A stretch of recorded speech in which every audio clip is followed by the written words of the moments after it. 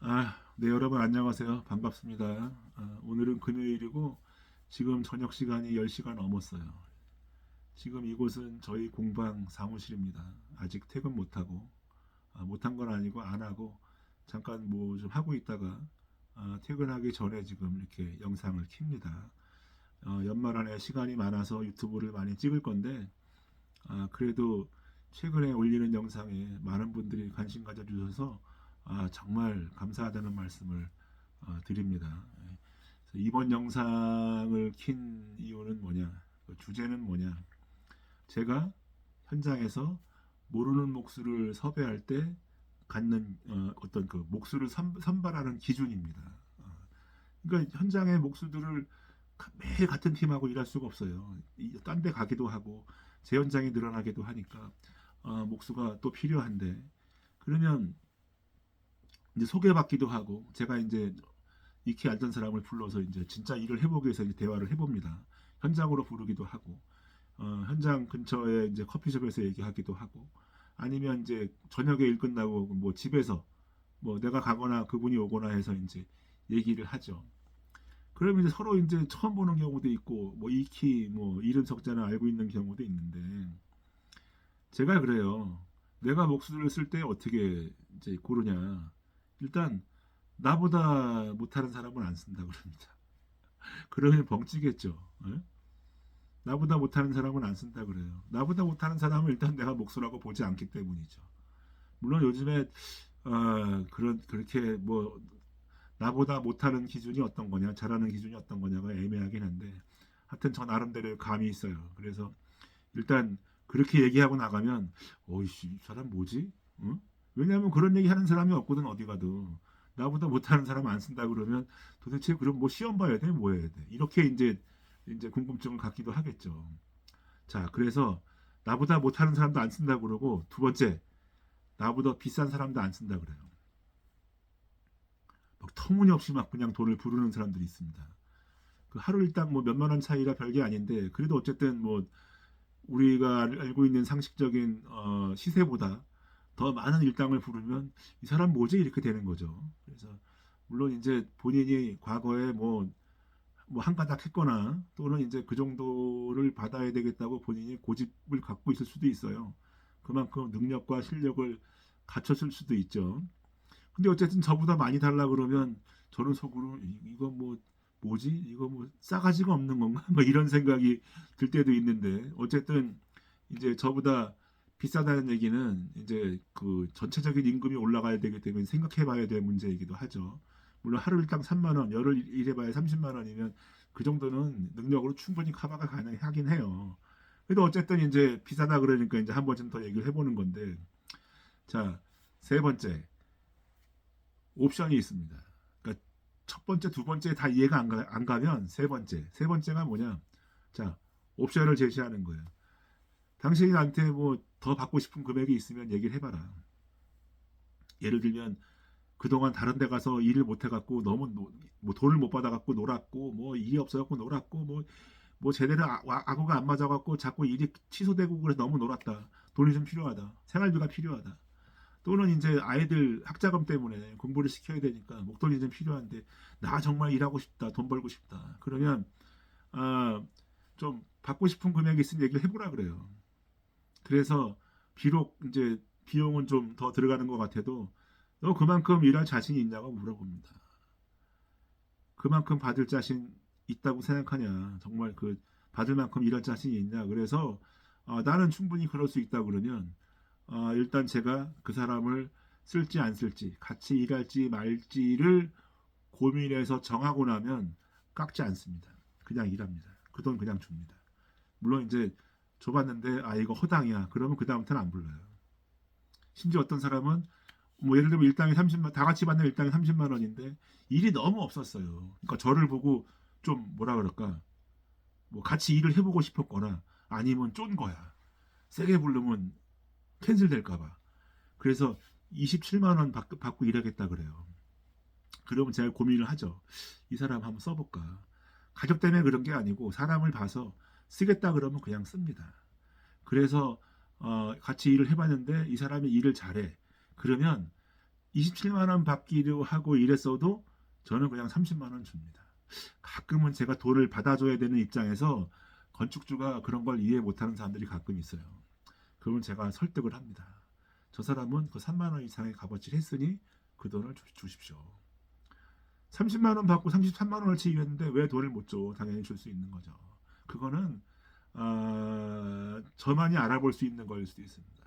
어쨌든 저는 설득을 해서 27에 일하기로 했지만 어쨌든 30만 원을 줍니다. 30만 원 원래 받아야 되는 거였어요.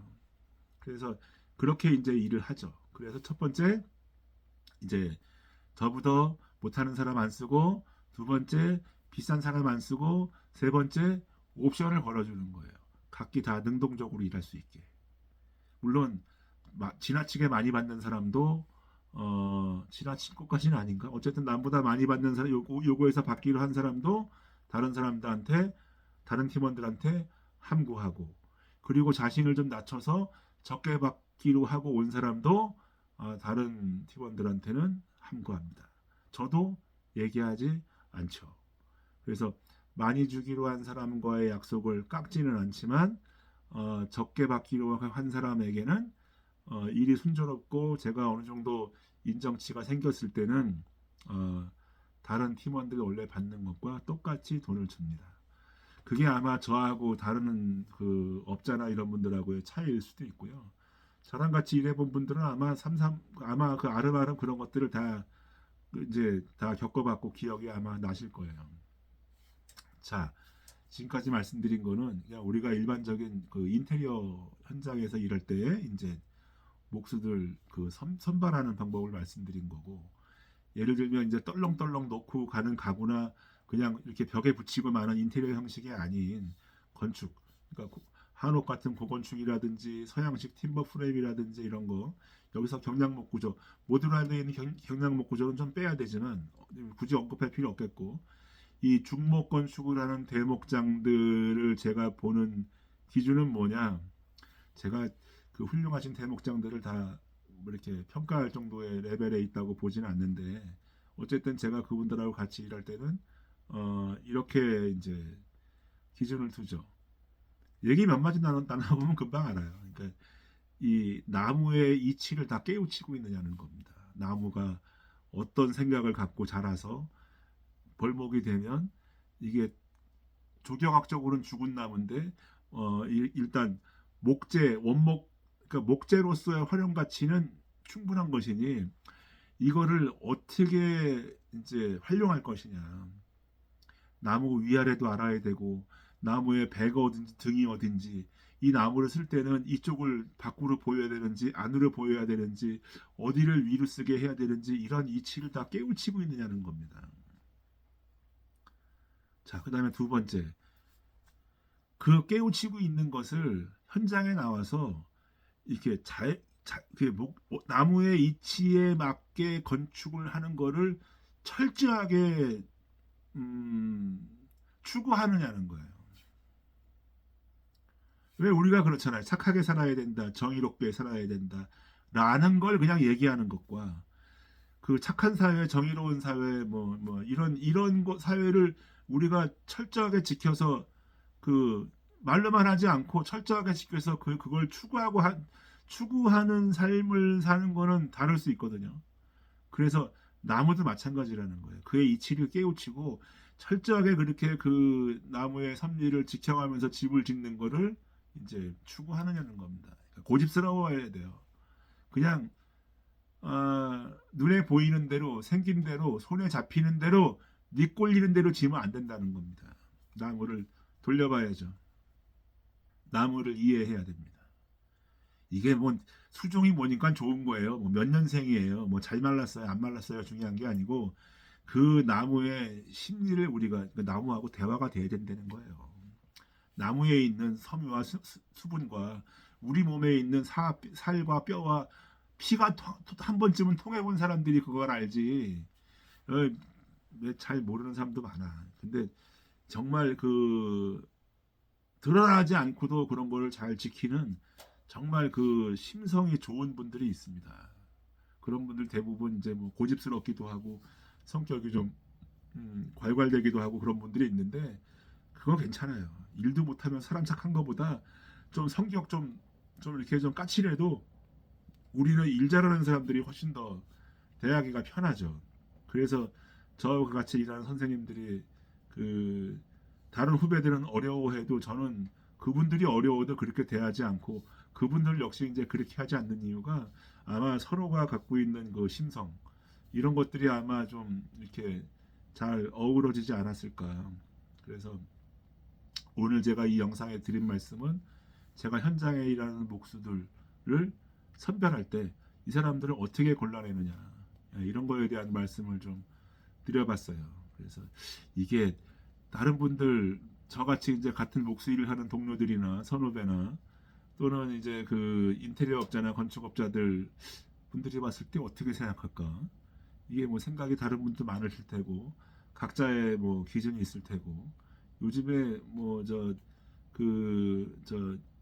그 현장에 가보면은 이 대패 끌던 망치 칼도 잘 안 갖고 다니는 친구들이 있어. 다 기계로 한다 그러니까. 그래서 세상이 좀 좋아지고 달라지긴 했는데 그래도 이 베이직 이 사실은 뭐 중요하기도 하니까 이런 말씀을 좀 드린 거고 사실은 아까 말씀드린 대로 이 기준은 제가 이미 90년대부터 겪어서 제가 목수가 된 이후에는 그냥 자신 있게 얘기할 수 있는 부분이 됐어요. 그래서 다른 목수들 중에 뭐 이걸 이해를 못하는 사람도 있을 수는 있지만 괜찮습니다. 다 각자의 그런 기준이 있는 거예요. 그래서 오늘 제가 목수들을 잘 모르는 목수들하고 일하려면 어떻게 이 사람들을 알아보고 선발하느냐에 대한 말씀을 좀 드려봤습니다. 또 저는 이제 그 퇴근을 해야겠고 이제 여러분들 또 이 밤중 또 저 즐거운 밤들 보내시고 좋은 꿈들 꾸시고 저는 또 내일도 영상 찍어야죠. 예, 하여튼 저 또 좋은 이야기거리 있으면 들고 나와서 이제 여러분 만나겠습니다. 자, 좋은 저녁들 보내십시오. 감사합니다.